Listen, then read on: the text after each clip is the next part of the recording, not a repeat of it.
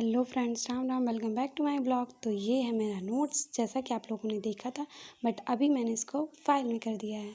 तो इसके ऊपर मैंने नाम वगैरह मेंशन नहीं किया है क्योंकि मुझे इम्पोर्टेंट नहीं लगा। तो अभी ये मेरी एक अच्छी सी कम्प्लीटली नोट्स बन चुकी है। एंड हाँ, मेरे नोट्स आपको कैसे लगे ये ज़रूर बताइएगा।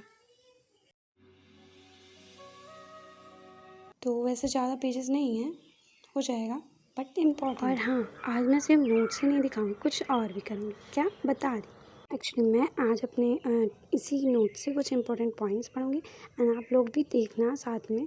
और आई एम श्योर आप लोग को हेल्प मिलेगी एंड जिनको पता होगा उनको रिवाइज हो जाएगा। तो फ्रेंड्स, स्टार्ट करते हैं। Plant cell and animal cell के बारे में डिफरेंसेस है जो कि मैंने लिखा है।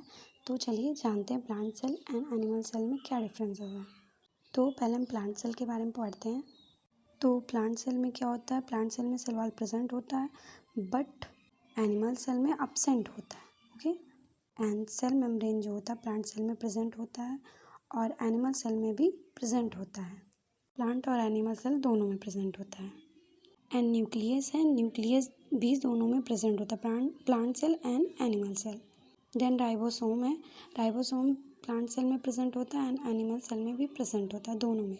एंड वैक्यूल है, वैक्यूल बिग साइज में होता है प्लांट सेल में एंड एनिमल में स्मॉल साइज होता है। लाइसोसोम अब्सेंट होता है एंड एनिमल सेल में प्रेजेंट होता है। ठीक है, यहाँ पे देखिए एनिमल सेल में प्रेजेंट। और सेंट्रियोल जो है, सेंट्रियोल अब्सेंट होता है प्लांट सेल में बट एनिमल सेल में प्रेजेंट होता है। ओके। तो यहाँ पे और कुछ पॉइंट्स हैं। मेम्ब्रेन अब्सेंट मतलब मेम्ब्रेन किस में अब्सेंट होता है, तो ribosome and nucleolus, ribosome and nucleolus में अब्सेंट होता है क्या, मेम्ब्रेन। एंड सेल्फ डीएनए किस में पाया जाता है, तो mitochondria, plastid, chloroplast and nucleus. Double membranous कौन होता है, तो डबल मेम्ब्रेनस माइटोकॉन्ड्रिया होता है एंड क्लोरोप्लास्ट होता है। ओके।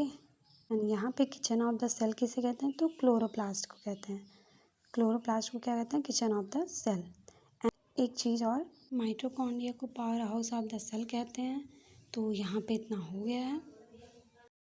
एंड इसके आगे अगर आपको और पढ़ना होगा, मतलब इसके पीछे और है इंपॉर्टेंट पॉइंट्स, दिखाती हूँ मैं, उसको पढ़ते हैं चलते हैं। तो यहाँ पे मैंने बाइनरी फिशन के बारे में लिखा। बाइनरी फिशन को एसेक्सुअल रिप्रोडक्शन बोलते हैं, जो कि अमीबा एंड बैक्टीरिया में होता है। एंड उसके बाद बर्डिंग होता है अलैंगिक प्रजनन, जो हाइड्रोनिस में होता है। And regeneration starfish and planaria में होता है। एंड स्पोर फॉर्मेशन फंजाई और एल्गी में होता है। तो इतना यहाँ पे हो गया। देन उसके बाद रिप्रोडक्शन प्रोसेसेस है। रिप्रोडक्शन प्रोसेस में क्या है, चलिए देखते हैं। इसमें सबसे पहले एग फॉर्म होता है, एग के बाद जाइगोट बनता है फर्टिलाइजेशन के थ्रू एंड एम्ब्रियो बनता है। देन उसके बाद फीटस में बच्चे का जो ब्रूड होता है उसमें निर्माण होता है बच्चे का, मतलब बच्चा डेवलप करता है। देन उसके बाद टाइप ऑफ सेक्सुअल रिप्रोडक्शन है। सेक्सुअल रिप्रोडक्शन के दो टाइप्स हैं, एक विविपेरस है एंड दूसरा ओविपेरस है। तो सबसे पहले हम यहाँ पे ओविपेरस के बारे में नहीं, पहले विविपेरस के बारे में पढ़ेंगे, देन उसके बाद ओविपेरस की डेफिनेशन पढ़ेंगे। तो चलिए स्टार्ट करते हैं।